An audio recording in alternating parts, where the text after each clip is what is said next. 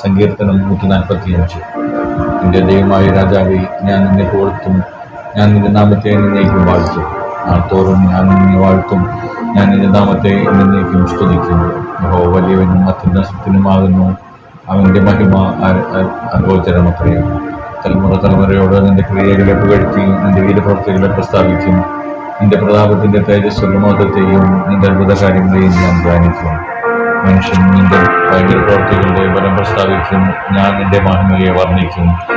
അവൻ നിന്റെ വലിയ നന്മയുടെ ഓർമ്മയെ പ്രസിദ്ധമാക്കും, നിന്റെ നീതിയെക്കുറിച്ച് ഘോഷിച്ചുല്ലസിക്കും. യഹോവ കൃപയും കരുണയും ദീർഘക്ഷമയും മഹാദയവുമുള്ളവൻ. യഹോവ എല്ലാവർക്കും നല്ലവൻ, തന്റെ സകല പ്രവൃത്തികളോടും അവന് കരുണ തോന്നുന്നു.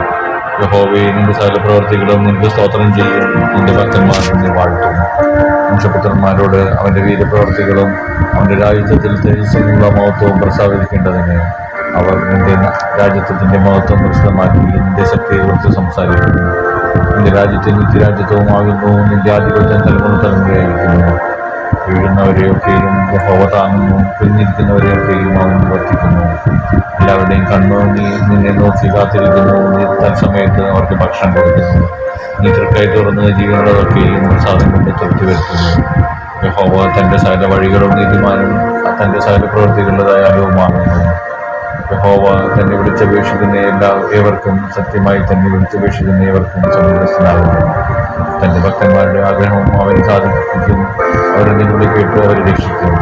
യഹോവ തന്നെ സ്നേഹിക്കുന്ന എല്ലാവരെയും പരിപാലിക്കുന്നു, എന്നാൽ സകല ദുഷ്ടന്മാരെയും അവൻ നശിപ്പിക്കും.